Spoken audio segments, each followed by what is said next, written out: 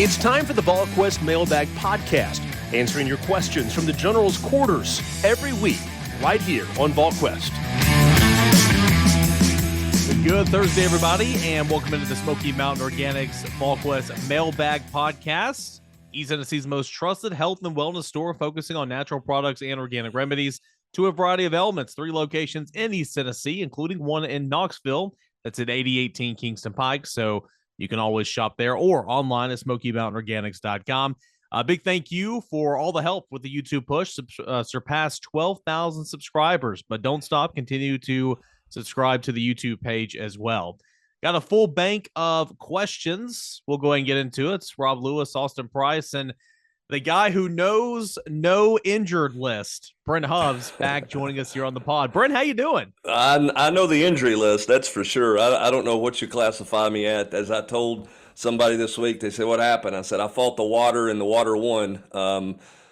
30 some odd years of water skiing. I've never been remotely close to being injured, and somehow, some way, as we close out the summer season here at the end, I find a way to break my hip, and found myself in the emergency room, and then in the operating room, and now we're home and resting and recovering and getting ready to go for next week. So we'll be there. I'll be a little slow. I'll kind of be drifting along, but I'll be there ready to roll. Any truth to the rumor that you looked like the girl water skiers from Jaws 3 when the shark was chasing them in the water there in the lagoon at SeaWorld? No, and I didn't look like the little squirrel water skiing either. It was the word multiple cartwheels was how the boat driver described it to me as to what it looked like. I don't really recall AP. I just know that the left ski went into the water and the right ski turned the wrong way, and the hip didn't feel right when I hit the water, and it felt even worse when I got up in the boat. So I'm not sure what it looked like. I'll guarantee you it was not very graceful. I was probably walking in my hospital gown with more grace after surgery than I was in my water ski flop. Yes, and if you sign up for the email list, you do get that exclusive video of Hubbs in a yellow gown. That's right. High risk fall. That's why I was in yellow, because I was a high risk fall patient, AP. All right, let's get started. Before we get now, Hubbard, what I'd like to see now is you and Kessling race. It might be fair. Oh, I'm telling you what, we're going to have more medical staff in the Vol Network booth, and we're going to have private nurses. We're going to have ice packs. Who knows what we're going to have? We're going to get MASH T-shirts as our gear for this fall. It looks like, because neither one of us will be moving fast in the booth. That's for sure. When Pat Ryan's the healthiest one of the 3, I'm not sure things are going particularly well in the Vol Network booth. Let's go ahead and get things started. We'll kick things off with Navy Guy 44. Feels like Tennessee has some underrated guys despite stats, measurables, etc. Who do you think is underrated currently? I'm pretty high on Laycock despite his low ranking. Austin, you want to kick this one off? Yeah, I mean, you look over the committed list, and obviously is Nico underrated? Well, I think he's. If not, no, he's not underrated. If he's underrated in terms of, I think he's probably the best quarterback in the country. I think my rivals, Jordan Matthews is probably a little bit underrated. I do think Ricky Gibson's underrated. Not vastly. I think they've got him about right. Laycock, I think with a big senior season ends up vaulting up. Bradley's about where I thought he should be. Jalen Smith, super productive. I think Sham is underrated. I think Cam Seldon is grossly underrated. I think Tyrese Weathersby over the course of the season will prove that he was underrated. T. Lander's a tackle machine, but still probably worried about where he needs to be. Sylvester Smith, I think, is probably a touch overrated, but still a top 250 guy. I said this on the board a week or two ago. I think Nathan Robinson, right where he needs to be, because I think he's going to be a better player than this ranking, indicates. But if I'm Tennessee, I love the fact that he's kind of, laying in the weeds a little bit. Same thing with a guy like Trevor Duncan, and so, yeah, to me, there are some players on this committed list that are 100% underrated. We'll go to Hard Hat Vols. Seems like Walker is 3rd or 4th on the wide receiver depth chart, depending on Brew becoming eligible. who's the next guy up to play meaningful snaps, or do you feel like the staff will only play a handful of guys again this year? This is something Austin and I spoke on with the 2-minute drill, and something Alex Goller spoke on earlier this week. Says he feels like he's got 7 to 8 guys that he feels good about, but he said that, or he thought that going into last year, and then by that 4th game, he kind of shrunk some things down. Who do you like at wide receiver right now, Brent Hubbs? Well, I don't think he ever had 7 or 8 last year that he was comfortable with in the preseason. I'm not sure you could name 8 receivers on the roster last year. So I don't know that it was ever there. I think this is going to be interesting, Rob. I mean, when you look at this, who are your best 3? That's basically what they did a year ago. They said, let's get our best 3 on the field. Best 3 were Peyton, Velus Jones, and Cedric Tillman, and they moved Jones inside to handle that. Is their best 3 with Hyatt inside, or do they look at their best 3 by sliding Hyatt back outside? The outside position is easier to adjust to. If that were the case, who would be the inside guy? Rob Callaway's the guy they like, but there's always a but there with him. So, I mean, nobody questions his talent. I mean, and Alex Goller was, I mean, I still think that's one of the most revealing comments that any coach has made in since camp started, is when he kind of talked about how inconsistent he was on the second day of, the first time he spoke this year, after the first full day of practice. So, I mean, I think the talent's there. I think Jimmy Holiday, his name keeps popping up, and this guy's not going to excite a lot of people, I don't think, but I think Ramel Keaton's going to play. Yeah, I think he's going to play, no doubt. It's just a matter of, is he going to be productive, or is this kind of who he is, and kind of the guy we saw at the end of last year? Is that going to be who Ramel Keaton is? Maybe he's gained a step. We'll have to see. I think this question's better answered by what you look at out there in Pittsburgh. They're going to play a bunch of guys in week 1. I mean, they're going to get those freshmen out there, see how guys react, right, AP? I mean, they're going to play 8 or 10 guys out there in game 1 and get a look at things. Then the question becomes, what does it look like moving forward? I'm going to even go a step further and say, not even Pittsburgh, Hubbard. They shrunk the rotation after Florida last year. What's the rotation like for the Florida game? Which means 3 games in, that's 1 tough road game against Pittsburgh, and then 2 easier games at home against Ball State and Akron. So what's that rotation look like for the Florida game this year? So basically 1 year later, do they go the same direction and shrink it, or do they feel more comfortable with a larger group? I do think it's a lot easier for them to feel more comfortable with a larger group if Brew McCoy wins his eligibility. Oh, no doubt. _fan89, and this is something that the 3 of us, Brent, discussed on Tuesday's pod a little bit, so I'm intrigued to see what you'll have to say for this. Biggest surprise of fall camp, biggest disappointment of fall camp? Biggest surprise of fall camp? That's a good question. I mean, I think Joshua Josephs, the noise you keep hearing out of him, is probably a bit of a surprise. I thought he would play some, but it sounds like he's going to have a bigger factor rolling into the start of the season than I would have anticipated him having. In terms of disappointment, I thought you might hear a little bit more out of Miles Campbell, because that 3rd tight end spot's wide open, and he's not taken and run with that, in my opinion, the way that you would expect him or want him to do. So, there's a couple of guys there. I think Ramel Keaton's kind of the same guy that he was. Too many drops that it sounds like, but we'll see where he's at with everything. So those would be, kind of some guys there that jump out. I mean, I'm still not buying all in on Mitchell at linebacker. I know Tim Banks said on Wednesday that he was better and they feel better about him, but I think you got to see him be productive on the field and be consistent enough for them to have the trust to play him right now. I feel like that's still going to be Banks and Beasley right now at linebacker. I may be wrong, but it feels a little bit like that because Mitchell's still got to earn some trust along the way here. And Rob, I think you even mentioned this earlier in the week, but when you talk about surprise, it's hard not to talk about those freshman running backs.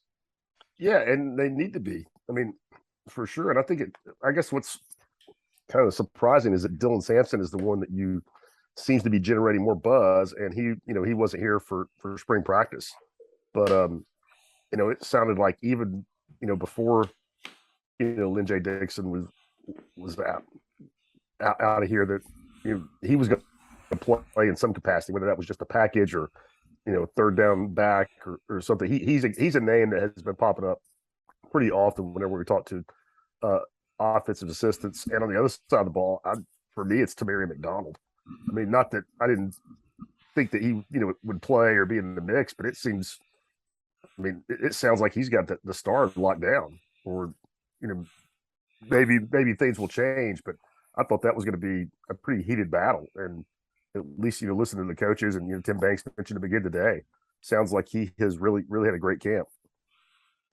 We'll go to all Vol recruiting. What's the latest on Caleb Beasley, Demetrius Bell, Mario Craver, and how nervous is Devin Hobbs visiting Bama visiting Bama last make you? And he also wishes you well, Hobbs.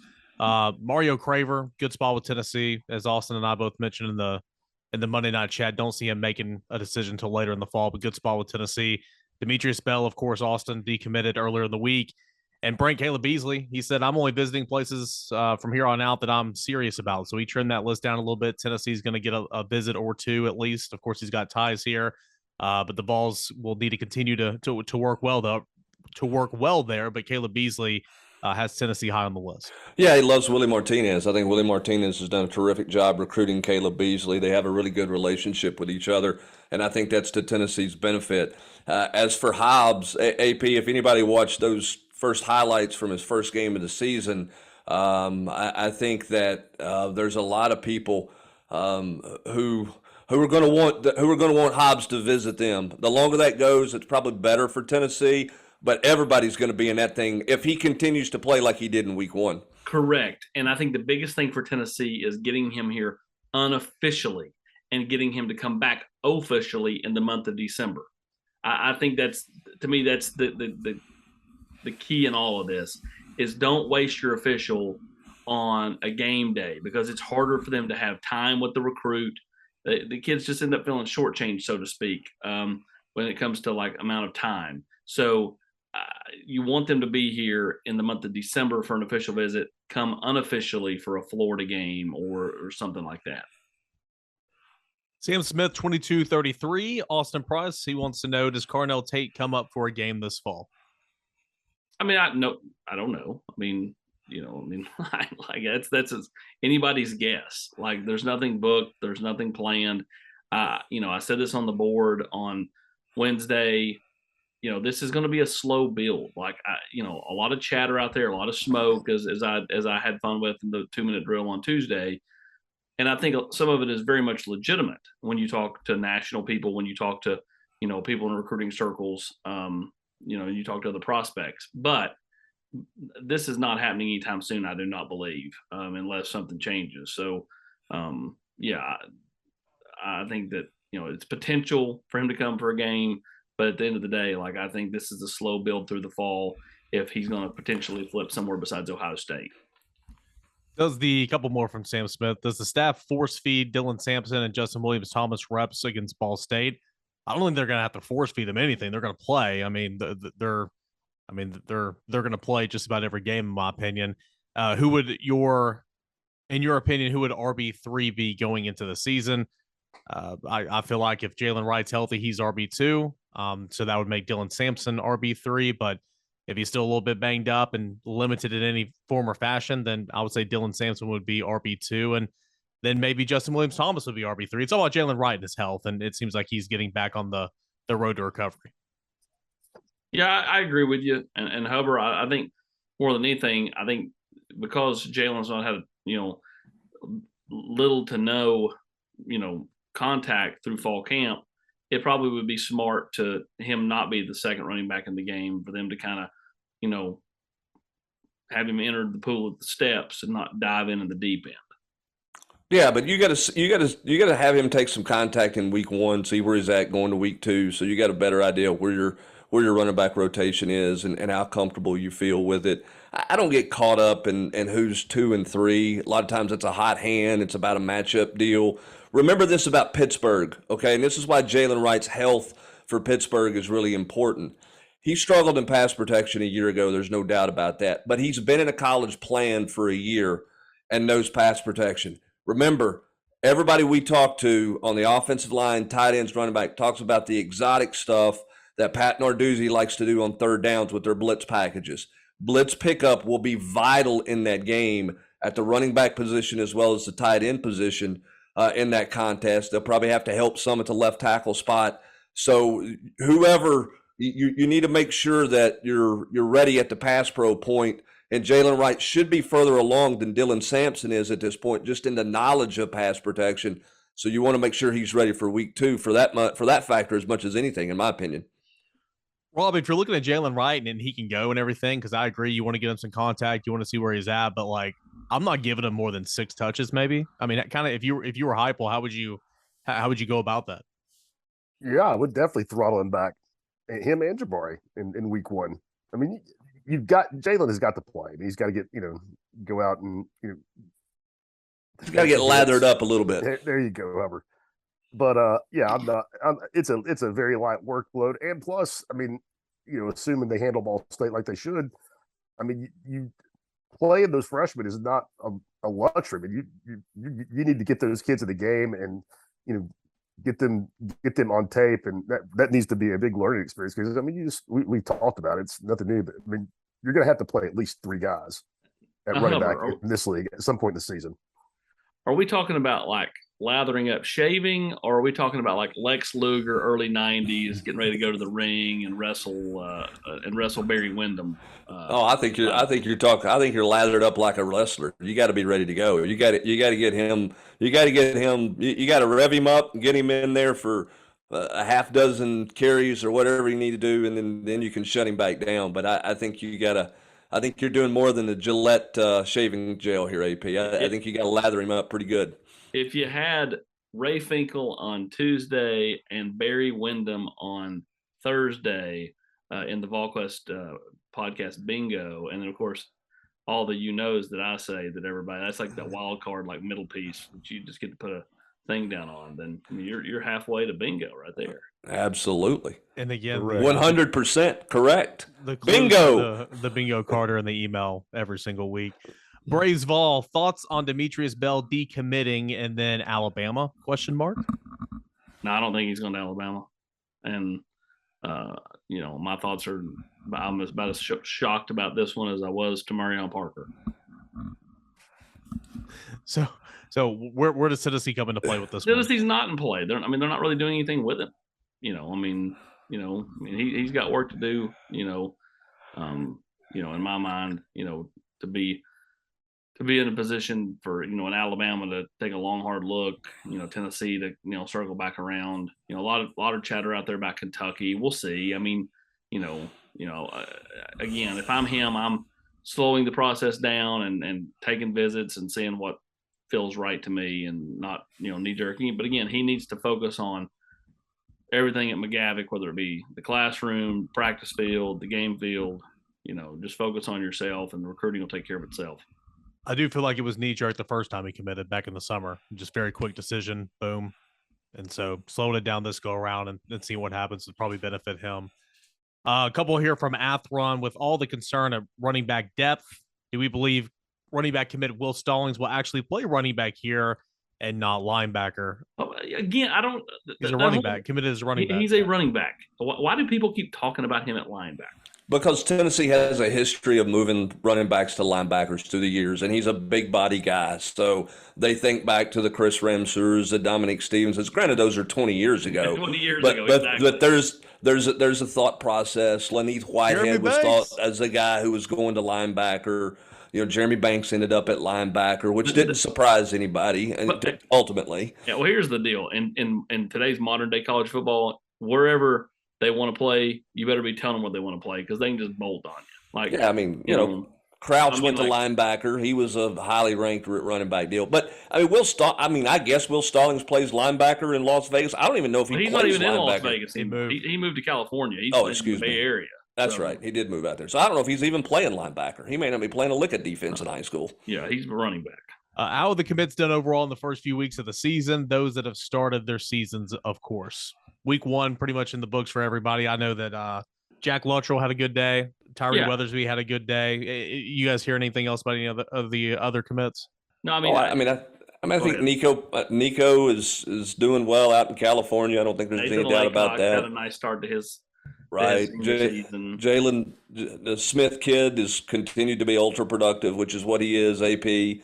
I mean, I don't think anybody's off to, a slow start. I mean, I think it's, kind of what you thought and where those guys are right now. I mean, again, high school stats can be a lot bit deceiving. And And a couple, Rashawn Golden led the world in tackles his senior year. And was a solid player here, and played a couple. Played a little bit in the NFL, and is no longer in it. But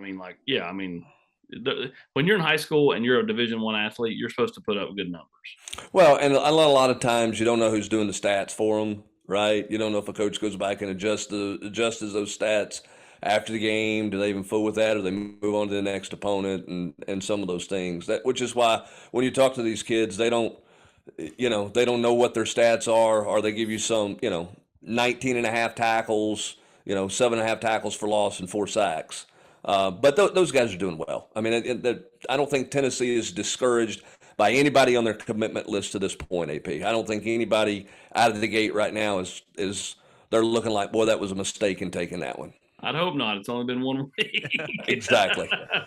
Last one from Math Run here. Can you talk about Samuel Pemba? Figured it was a long shot for the longest time, but the recent article says the UT is up there as a top 5 school along with Georgia and some others. I think Georgia's the front runner. I think Georgia's been the front runner there. AP, you may know more on this than I do. Obviously, he visited up here unofficially. Tennessee's fighting to try to get an official visit. I guess Oregon's going to get an official visit. But I think most people feel like Georgia has kind of been the school that's sort of been out in front of everybody to this point. The longer it goes, the better Tennessee's chances. And so, they're fighting hard to be in it. I do think they're in it. I would not call them the favorite by no stretch of the imagination. But, you never know what a good play on the field in the fall, coupled with, who else is committed here, coupled with other factors, flips the thing around. So, again, right now, I would put Tennessee trailing, but by no means are they, dead to rights either. JT Vols 1973. How much of a concern is the depth on defense hinders communication and actually doesn't allow you to disguise and do more because the number of people you are playing? Simple answer, Rob. How I would answer this is if you're not communicating, you're not playing regardless. You go in one time and you're not communicating, you're out. And that one mistake, there's somebody else to replace you. I get what he's saying by there's going to be more bodies and everything, but point being, if you're not communicating, they won't put you out there.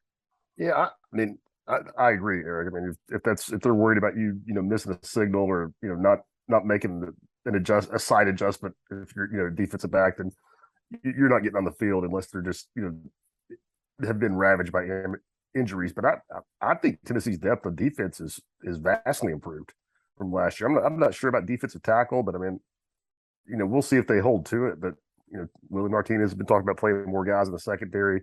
If Hubbard says I'm with Hubbard on Mitchell, he's got to prove it. But it looks like you're not going to be relying just on 3 guys at linebacker anymore. It's like you have a rotation at edge. If Joseph is going to play with Roman Harrison, so I think overall the depth on defense to me looks a lot better. They keep mentioning Pat Garland too. I'm going to need to see him play some defense before I yeah, count him Tim Diggs did that one out there today, didn't he? They always do. I think sometimes it's lip service, but I mean, he looks real good in pads. We'll see if he can get in there. But of course, Elijah Herring, and then I think at worst, Juwan Mitchell's in that rotation as long as he's healthy. So he might not start per se, but kind of like the running backs, whoever's got the hot handle play, in my opinion. We'll go to volunteer at 87. Anybody have any idea what the capacity is at Heinz Field in Pittsburgh? I know it's not named Heinz Field anymore, but I'm going to refer to it as Heinz Field. 62, a little over 62,000, about 62.5. Did you just is what the capacity? No, man, I do my research in the summertime. In the summertime, 62.5. I mean, I don't expect it to be sold out. You know what my response to that would be? Same thing my wife would tell me if I asked this question like that. Google is your friend. 62.5. That's exactly what you would tell me. 60. It is. It's a little over 62,000. It's fun when people call on the radio station to ask what time the game is that night. I mean, we'll go on here. Below are 3 odds for the Heisman. Without picking one of Best these place to eat in 3 Destin. that I'm about to mention, and you had to pick from the rest of the field, who would you pick from? CJ Stroud, Bryce Young, Caleb Williams. You can't pick from those 3. Who else would you pick? Mine would be Will Anderson because he will get the defensive nod, and I think he's the best player in the country. So I'll say Will Anderson Jr. If he's not in New York, I'll be stunned. Yeah. They take him and Bryce Young both? Yes. I mean, it was a travesty he wasn't there last year. The dude had 34 and a half TFLs. I mean, so I think he'll be there. Anybody else got another one? No, he would be my guy. I mean, For me too. In terms of proven, Running back at Texas. Yeah, Bijan Robinson. Yeah. I mean, just because Texas is such a big brand, and if they're worth anything, he's going to have a monster year. Agree. So Agreed. They may be 7-5, and it won't matter. But if they're worth anything, then I'd say he's a big reason why. Here's a good one from SC Vol 247. Do you think the coaching staff and administration will ever start publicly promoting Spire, Austin Price? I don't know. We'll see. We'll see over time. I mean, they've not to this point.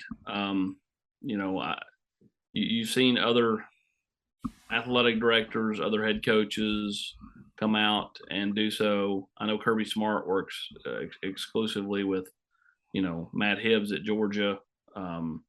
You've seen the Auburn AD come out and say, donate to collectives to help support the student athletes.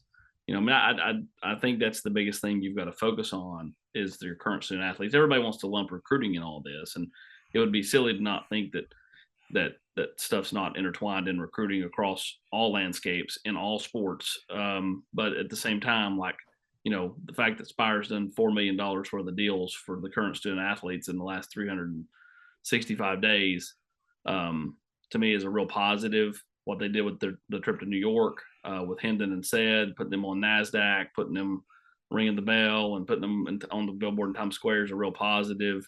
I think you want to solidify, your group, whether it's Spire or not, whoever your group is, you need to solidify it at any school, because all these little NFTs that pop up, they create confusion.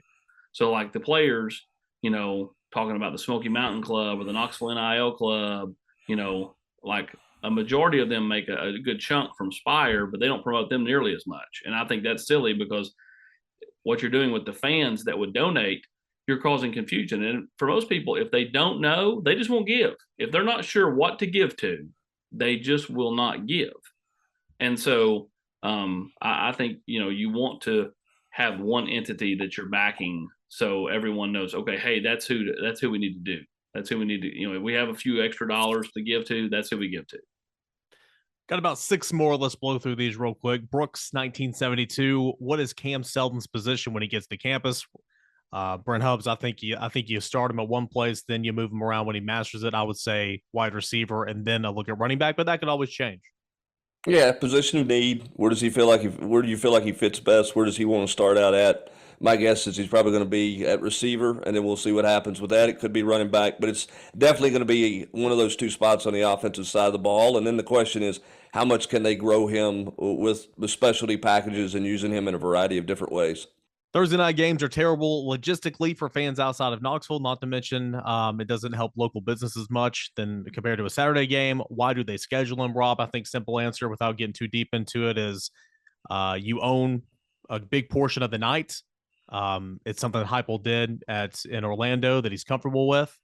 It wouldn't shock me to see this happening in years to come. Yeah, I mean, I totally get where fans are coming from, especially out of town fans. Too. I mean, no doubt, but it's the exposure is no comparison. I mean, if you play Ball State at noon on Saturday, you get lost in the wash, and you play them, 7:00 on that Thursday night before the first big weekend, and ESPN or SEC Network or whoever makes a big deal out of it. You get a lot more eyeballs, you get a lot more attention, and I mean that's a simple answer. I said this a while back. I'll never understand what kind of people some of these people work for if they're given 6 months in advance, 5 months in advance, 4 months in advance that they can't get off work. Like I mean, you're going to spend the same amount of money on hotel rooms whether you're coming in Friday night or Saturday night or whatever night it is. Like, so like you're literally talking about days off of work, and maybe some people that does hamper some, but I think that's a small amount. Well, you got school for the kids the next day, which is something that's a factor for people, and it's an inconvenience, and I get all that, but TV plays a factor in this, publicity plays a factor in this. Now, don't forget, Pittsburgh and West Virginia play on Thursday night the 1st as well. Yep. And coaches like having the same days to prepare as the other coach does. Whereas if Tennessee was playing on Saturday, Pitt would have 2 extra days to get ready for Tennessee. They get the same amount of times to get ready for each other now. I'm not saying Josh Heupel pushed this, but when Danny White presented it to Josh Heupel, I'm sure he went, works for me. I don't think he had the first issue with it. I think it's a lot easier, too, to do this out of the gate on Thursday than to do a Thursday night week 4. Yeah, no doubt. Absolutely. All right. AP, one what's more it here doing from a Brooks. rivalry Thursday? There is no rivalry Thursday. Just taking the week off. Taking the week off, Thursday. man. We tried to do a non-Knox County school versus a Knox County school, and the non-Knox County school said, no, we don't want to play on Saturday. We were going to do a Thursday, we were going to do a Saturday this week, and a game that's a pretty marquee game. The out of Knox County school, I'm not going to say their name, didn't want to play on TV on Saturday night. All right, real quick, the White Sand. Last question here goes to the White Sand. Does Joe Milton start for the Vols next year? I'll start this one off. I think the logical answer would be yes, but I don't know. If he does start, I don't know how long it'll last. Nico's going to play at some point, but I'll say yes. Game 1, week 1, I'll say yes. Oh, I think it all depends on what spring practice looks like, right? I mean, we're things coming out of spring practice. I mean, we're going to assume Joe Milton's back for another year. Yeah. What's the competition looking like there? Where's Taven Jackson with things? What does that look like in spring practice? Enjoy Thursday night, September the 1st first. Enjoy that one. I just can't wait till if Taven Jackson turns out to be a good player, it's going to be absolutely fascinating. Like last year's quarterback battle is going to be nothing compared to Taven Jackson versus Nico in spring of 2023. All right. That's all the time we have today. Got to get out of here before the timer runs down. Always appreciative to Smoky Mountain Organics for making this podcast, this Mailbag podcast, possible. Visit one of the 3 locations in East Tennessee, the one right here in Knoxville at 8018 Kingston Pike. And thank you as always. Continue to support the YouTube channel and subscribe to us on there. For Austin Price, Brent Hubbs, and Rob Lewis, I'm Eric Kane. Continue to check the front page of the General Quarters as the season is just right around the corner. Enjoy the rest of your Thursday, everybody. You've been listening to the Volquest Mailbag Podcast every week right here on Volquest.